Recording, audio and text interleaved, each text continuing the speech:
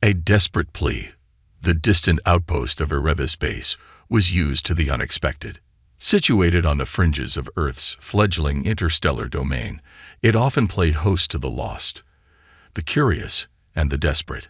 But the bedraggled group of aliens that emerged from the battered freighter were unlike any Captain Nara Singh had seen before.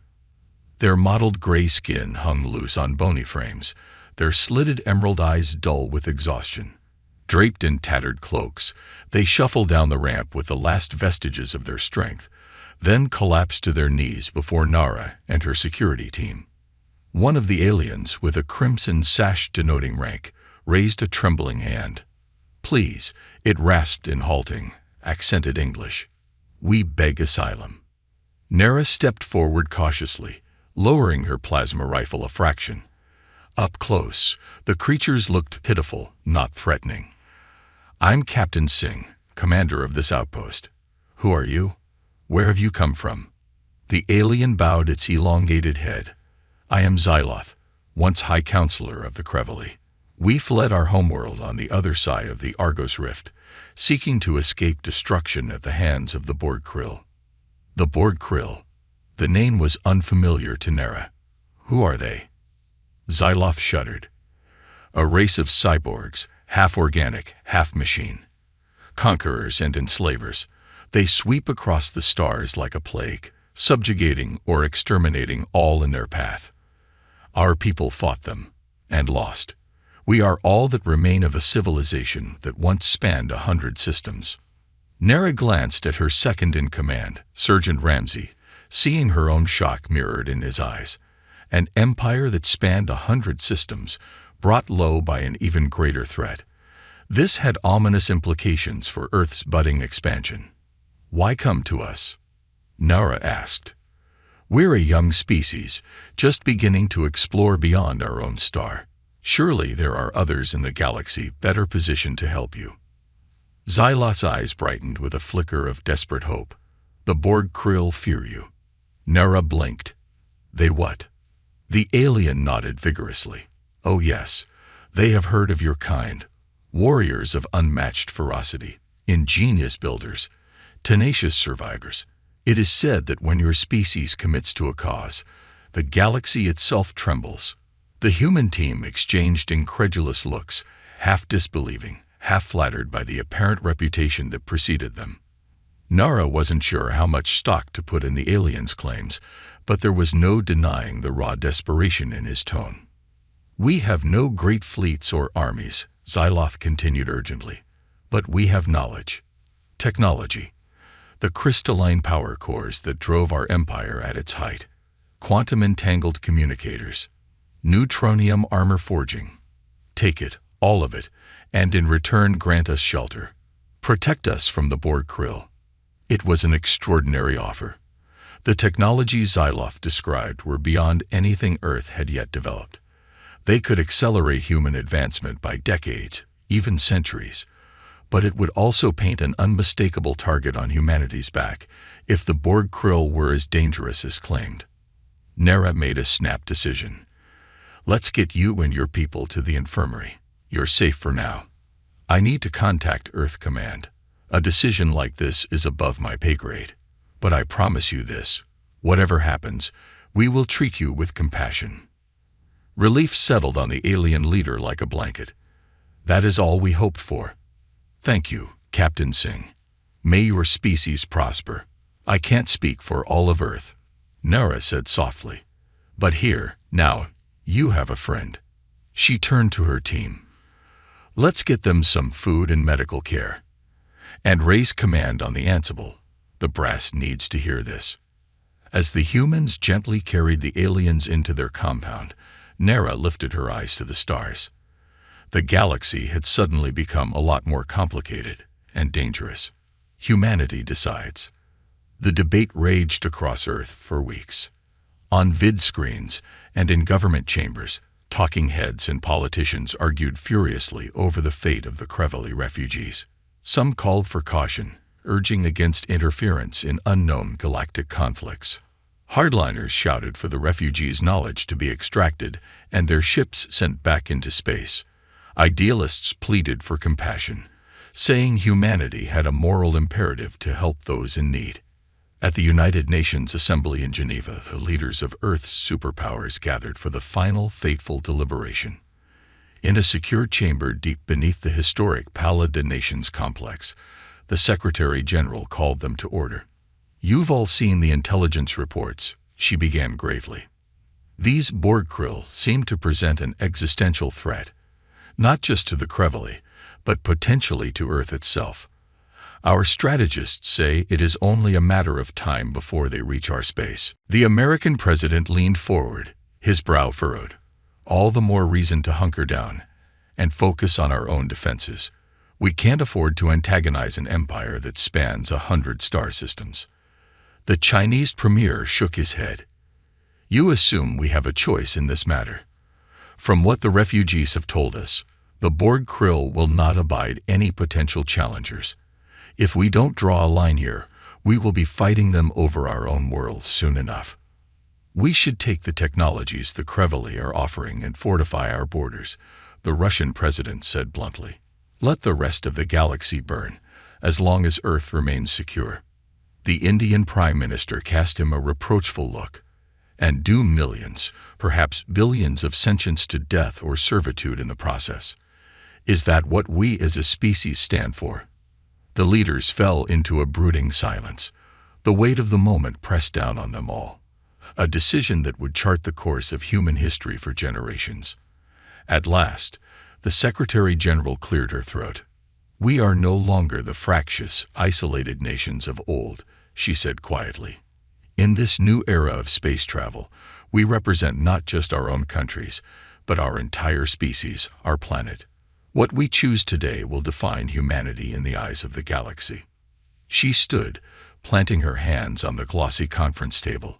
"I say we make our position clear. Humanity will not cower in the face of tyranny. We will not abandon those who come to us seeking shelter. If the Borg krill want a fight, we will give them one." The Chinese premier rose to join her, his eyes glinting with resolve. "Agreed. The line must be drawn here. This far, no further." One by one, the other leaders stood, some reluctant, some determined, but all recognizing the necessity of the moment. A murmur of assent rumbled through the room. The American president was the last to rise. He tugged at his collar, then gave a brisk nod. "Very well. We'll bring the proposal to a vote in the General Assembly. But I'll tell my ambassador to vote in favor. May God help us all." "It's not God we need now," the Secretary-General said grimly. "It's the strength and unity of the human race. Transmit a message to Captain Singh on Erebus base. Tell her to grant the Kreveli permanent sanctuary." She turned to the window, where the glittering lights of Geneva stretched out into the night. Somewhere beyond those lights, beyond the veil of Earth's atmosphere, the galaxy awaited, vast, dangerous, and brimming with possibilities. "And send a message to this Borg krill empire, on all frequencies," she added softly. Tell them that humanity is drawing a line in the stars, and we will defend it with our last breath." The cyborg threat. The Borg krill warfleet slid out of hyperspace above Erebus base like an oil slick, a phalanx of jagged black ships bristling with weapons. On the command deck of the largest dreadnought, Overlord Krillzak brooded on his throne of fused cortical circuitry, his half-mechanical face lit by the sickly green glow of the neutrino cannons powering up along the ship's flanks. He twitched his skeletal metal fingers, and a flickering hologram of Counselor Zyloff sprang up from the transmutation days. The alien's features were distorted by fear as he beheld his former tormentor. "Zyloff," Krillzak rasped, his voice a grating fusion of organic vocal cords and synthetic voice box. "Did you really think you could escape the grasp of the Borg krill?" The alien counselor quivered but lifted his chin. "We have found a new home and powerful protectors. You have no dominion here, cyborg." "Protectors?" Krillzak's faceplates clicked in a macabre imitation of laughter. "You mean the humans, that mooling infant of a race, still new to the stars." His ocular sensors glowed a baleful red. "They are insects before the might of the Borg krill. You underestimate them at your peril, Xyloth warned. Krilzak's metal claw tightened, and the hologram fizzed and vanished. The Overlord swiveled to face his subordinates, lesser cyborg nobles wired into the Dreadnought's command matrix. "Open a channel to the human base," he snarled. "Let us see what these so-called protectors are made of."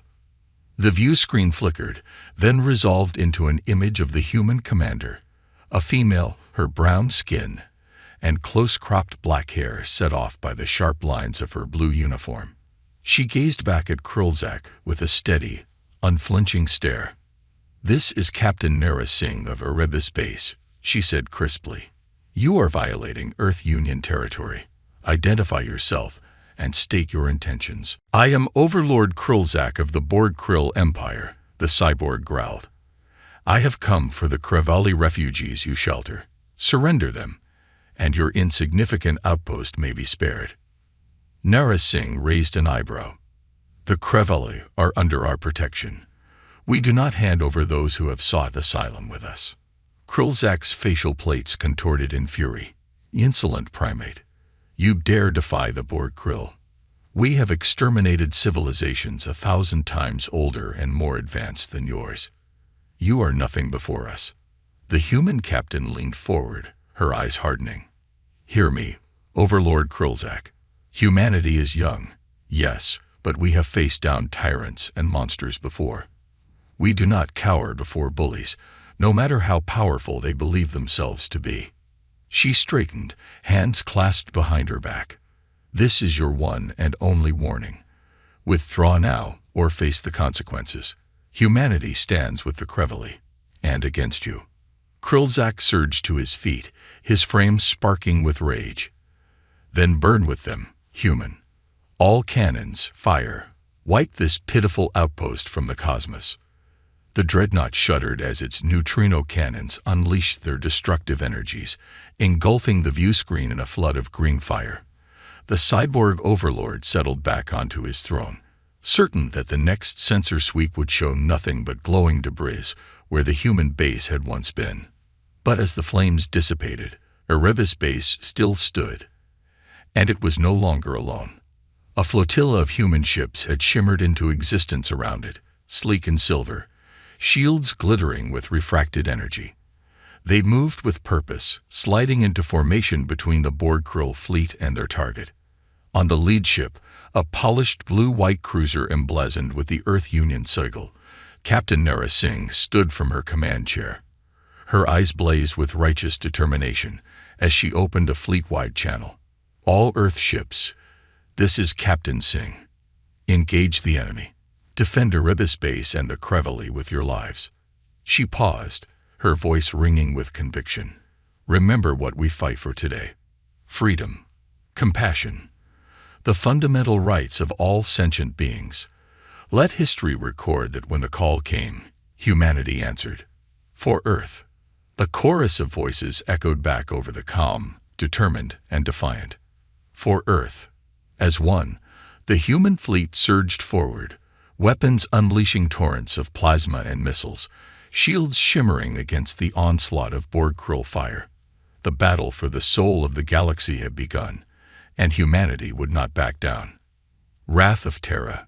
The void of space blazed with the fury of clashing starships, a maelstrom of plasma beams, fusion missiles, and crackling energy fields.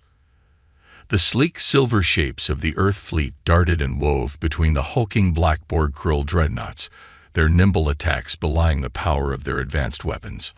On the bridge of the EUS Indefatigable, Captain Nara Singh gripped the arms of her command chair as the deck shuddered beneath her feet. A nearby explosion sparkled across the view screen, the fiery death of one of her ships. But even as it faded, the remaining Earth vessels pressed their attack with renewed ferocity. "Keep the pressure on," Nara barked, her eyes darting across the tactical displays. Pegasus and Titan squadrons, focus fire on the lead dreadnought's shield generators. Thermopylae Squadron, screen the troop transports. We need to get our Marines aboard their command ship. The Earth ships whirled in a deadly ballet, lances of searing blue-white plasma scourging, the dull metal hulls of the Borg-Krill battleships. On the Indefatigable's main screen, the cyborg overlord Krillzak's face contorted with rage as his ship bucked under the impact of the human weapons. "You insects," he howled, spittle flecking his metallic jaws. "You dare stand against the might of the Borg-Krill. We have crushed 1,000 races greater than you." Nera's lips curled in a tight smile. "You made a grave mistake, Overlord. You thought we would cower. You thought we would flee." Her eyes flashed with a fierce, implacable resolve. "But you don't know humanity. We do not bow to tyrants. We break them." As if on cue, a thunder crack of fractured energy split the void as the Borg-Krill dreadnought shields collapsed under the concentrated fire of the Earth ships. Nera leaned forward, her command ringing out across the fleet channel. "Breach in the enemy flagship's defenses. All marine transports, converge and board. Take the ship, take their warlord." Overlord Krillzak's eyes widened as a swarm of smaller human craft arsed toward his damaged vessel, disgorging heavily armed troopers in powered armor onto his hull. The cyborg's face twisted with something akin to fear as he realized the full depth of his miscalculation. In the corridors of the Borg-Krill ship, the human marines stormed through flickering emergency lighting and the screech of damage alarms. They moved with practiced efficiency, leapfrogging cover positions and laying down withering suppressive fire as they advanced. The Borg-Krill defenders, half-merged with the ship's systems, put up stiff resistance. Arcs of plasma sizzled from wall-mounted turrets, and swarms of blade-limbed combat drones boiled out of side passages.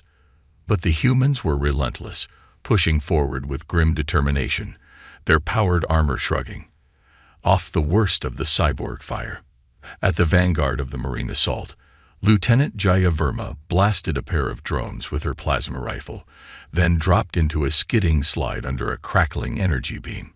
She came up firing, stitching a line of explosive rounds into a Borg-Krill hardpoint until it detonated in a shower of sparks and shrapnel. "Push forward," she rallied her squad. "We need to reach the command deck before they can bring their internal defenses fully online."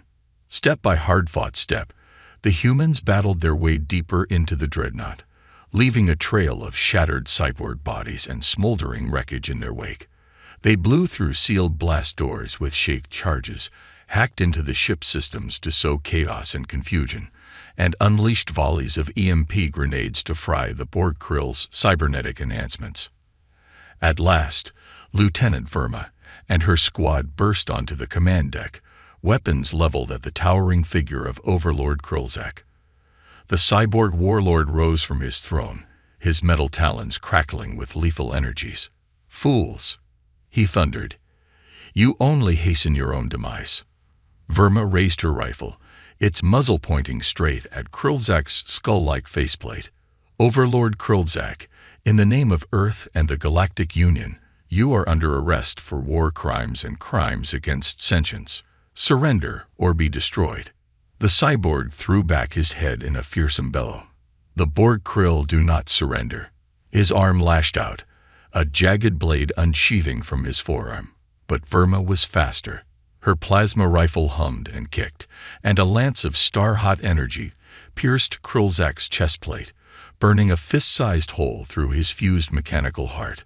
The warlord staggered, sparks and fluids leaking from his ruined torso, then crashed to the deck with a clang of metal on metal. A stunned silence descended on the bridge, broken only by the fading whine of damaged machinery. Slowly, disbelievingly, the remaining Borg-Krill lowered their weapons, staring at the fallen form of their overlord. Verma stepped forward, kicking Krillzak's body over to confirm his death. She looked up, sweeping her gaze across the assembled cyborgs. "Your warlord is dead, and your fleet is in ruins," she declared, her voice hard. But Krillzak was only one leader, one tyrant. Earth's quarrel is not with the Borg-Krill as a people, only with those who would inflict cruelty and oppression on others. She lowered her rifle a fraction. "I offer you a choice. Reject Krillzak's legacy of conquest and slaughter. Help us dismantle the machinery of empire he built, and in exchange, Earth will extend to you the hand of friendship, a chance to build a new future, free from the chains of the past. The cyborgs glanced at each other uncertainly, a low murmur rippling through their ranks. Verma held her breath. This was the critical moment, if the Borg Krill chose to fight on. But then, one by one, the cyborgs began to lay down their arms, the clattering of weapons on deck plates echoing through the chamber. Verma let out a slow exhalation, something like hope kindling in her chest. Above the battered dreadnought, the last Borg Krill ships were surrendering to the victorious Earth fleet, their broken hulls drifting in the starry void. On the Indefatigable's bridge, Captain Nara Singh watched the scene with solemn pride. "This is only the beginning," she murmured to herself. "The beginning of a new era, for both humanity and the galaxy at large. An era of justice, compassion, and unity against the forces of oppression." She opened a channel to the fleet, her voice ringing with quiet conviction. "To all Earth ships, well done. The Borg Krill threat is ended. But our work is far from over. There are countless worlds out there still groaning under the weight of tyranny. Countless species crying out for a chance at freedom." Nara lifted her chin, a fire in her eyes. "So let us go forth into the cosmos, not as conquerors, but as liberators. Let us be the light in the darkness, the hope for the hopeless. Let the galaxy know that wherever the cries of the oppressed are heard, humanity will answer." And with that, the united fleet of Earth set out into the stars once more, bearing a new standard for a new age. A shining blue-white banner emblazoned with the ancient human symbol of liberty. The torch, held high against the darkness of space. A line in the stars. The aftermath of the battle above Erebus base sent shockwaves rippling across the galaxy. The mighty Borg Krill, scourge of 1,000 worlds, had been defeated, not by an ancient power or a vast empire, but by the tiny upstart species of humanity. In the grand halls of the Galactic Council on the glittering core world of Coruscant Prime, representatives of 100 alien races gathered to discuss the implications of this new development. Some spoke of humanity's courage and selflessness with admiration, others of their martial prowess with fearful respect. But all agreed that the balance of power had fundamentally shifted. "The humans have proven themselves a force to be reckoned with," said Ambassador Xyloth of the Crevely, his robes resplendent in the light of the council chamber. "They stood against the Borg Krill when no one else dared. And in doing so, they have lit a beacon of hope for all who cherish freedom." Murmurs of agreement rippled through the assembled dignitaries, but there were also voices of dissent. "The humans are reckless," insisted the chitinous Krill delegate, her mandibles clacking. "They have made an enemy of the Borg Krill remnants, and their thirst for justice will draw them, and us, into further conflicts. They are not ready for the realities of galactic politics." "I disagree," countered the ethereal Lum emissary, his translucent form shimmering. "The humans have shown wisdom in victory. They did not eradicate the Borg Krill, but offered them a path to redemption. That is the mark of a mature species, one with much to offer our galaxy." As the debate raged on distant Earth, a different kind of council was taking place. In the hallowed chambers of the United Nations, the leaders of humanity gathered once again, this time to chart a course for their species' role in the cosmos. "We have drawn a line in the stars," said the Secretary General, her voice heavy with the weight of destiny. "We have declared that we will not tolerate tyranny or oppression, no matter where or by whom it is practiced. But now we must decide how to uphold that commitment." "We must be cautious," urged the European Chancellor. "Our military might is formidable, yes, but we are still new to the galactic stage. We cannot police the entire cosmos." The African Union President shook her head. "We cannot shrink from our responsibilities. The galaxy looks to us now as a beacon of hope and justice. To turn away would be to betray that trust." "What we need," said the Japanese Prime Minister thoughtfully, "is not just military strength, but moral leadership. We must forge alliances, build institutions, create a framework for galactic cooperation based on the ideals of liberty and compassion. The Secretary-General nodded slowly. A federation of free worlds, dedicated to the defense of sentient rights and the rule of law. It will not be easy, and it will not be without cost. But if we can achieve this, it will be humanity's greatest legacy. And so, with solemn resolve, Earth's leaders set about the work of forging a new order among the stars. They reached out to the Kreveli, the Krill, the Lum, and a score of other species, weaving a web of treaties and accords. They poured resources into aid and development, helping war-torn planets rebuild and oppressed peoples throw off the yoke of tyranny. And they created the charter for a great galactic assembly, a shining city upon a hill for all who yearned for a better tomorrow. At the signing ceremony for the Federation Charter, held on the lush fields of Erebus Base, where the human Kreveli alliance had first been forged, Captain Nara Singh looked out over the gathered throngs, human and alien alike, their faces alight with hope, and felt a swell of fierce pride. "Today marks a new chapter," she declared, her voice ringing out across the assembly. "Today, we declare that no sentient being in this galaxy need ever again live in fear or darkness. That wherever the forces of oppression arise, the forces of liberty will rise to meet them." She lifted the Federation Charter high, letting sunlight glint off its golden inscription. "Today," she cried, "the dream of the Federation is born. May it light the cosmos for generations to come." And with a thunderous cheer, the assembled multispecies crowd hailed the dawn of a new era. An era of unity, of justice, of peace. The era of the Federation of Free Worlds had begun. Guardians of the oppressed. A decade has passed since the Battle of Erebus and the founding of the Federation of Free Worlds.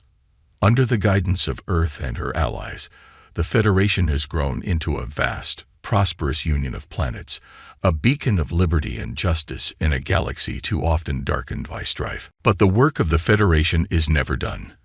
Across the cosmos, the forces of oppression still linger, despots and warlords who cling to power through brutality and fear. And so the peoples of the Federation, human and Kreveli, Krill and Lum, and 100 others, stand ever vigilant, ready to answer the call of those in need. On the bridge of the sleek Federation starship Concordia, Admiral Nara Singh watches the starfield drift past, her thoughts far away. In the years since her fateful stand at Erebus Base, she has become a living legend, the hero who broke the back of the Borg Krill and forged an alliance that would change the face of the galaxy. But for all the accolades heaped upon her, Nara has never forgotten the true meaning of her uniform: service, sacrifice, the solemn duty to protect the defenseless and oppressed. A chime from the comm panel breaks her reverie. "Admiral Singh," says the crisp voice of her communications officer, "we're receiving a distress call on Federation emergency channels. It's coming from the Zephyr system." Nara frowns. The Zephyr system is on the fringes of Federation space, a backwater rarely visited by Federation ships. For a distress call to be coming from there, "Put it through," she orders, turning to face the main view screen.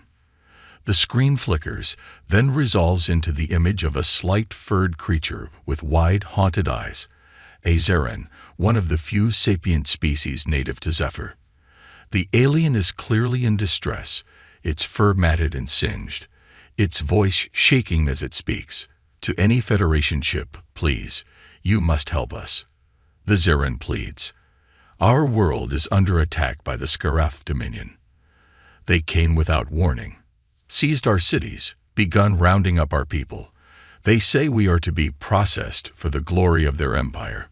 Please, if the Federation stands for what it claims." The transmission cuts off in a burst of static, leaving the bridge crew stunned and horrified. Nara's jaw clenches, a cold fury settling over her. The Scarath, a ruthless, expansionist regime that has long resisted Federation overtures. For them to be invading a peaceful world like Zephyr. Set course for Zephyr system, maximum warp, She commands, her voice like tempered steel. And put out the call to any Federation ship in range. We move to aid the Zerans, effective immediately.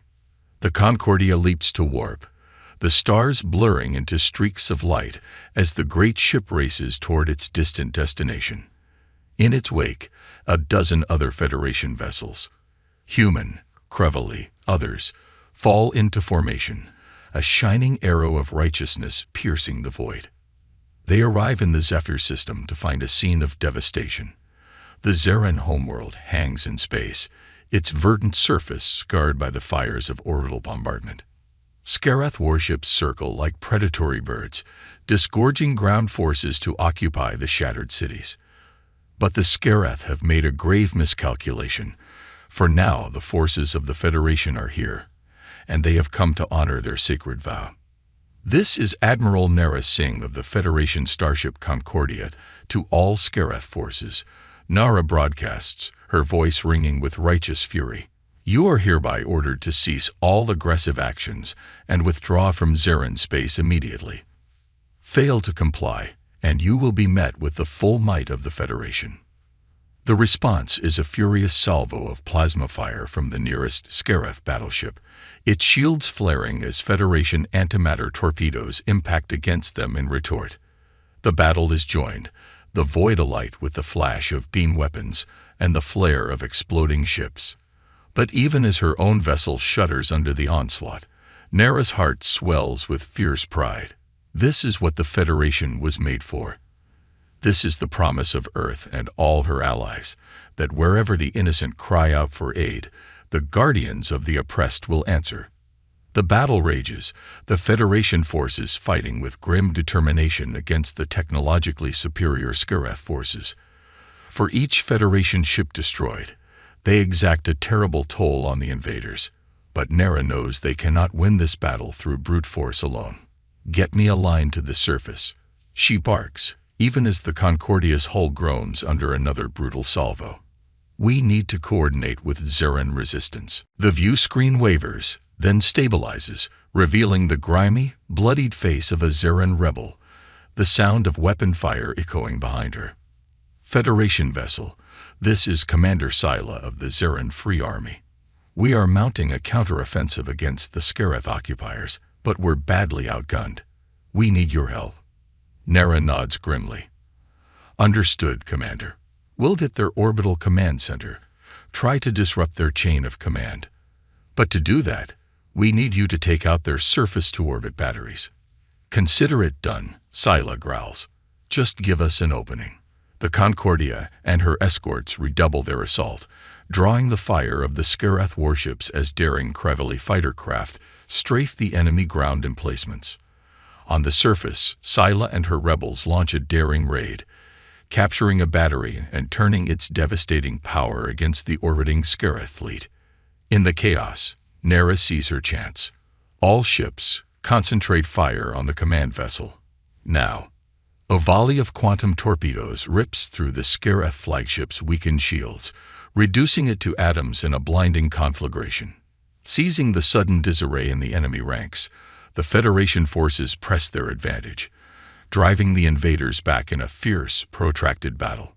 Finally, as the last Skarath warship flees the field, its hull spitting sparks and trailing smoke, a ragged cheer goes up from the tired but victorious Federation crews.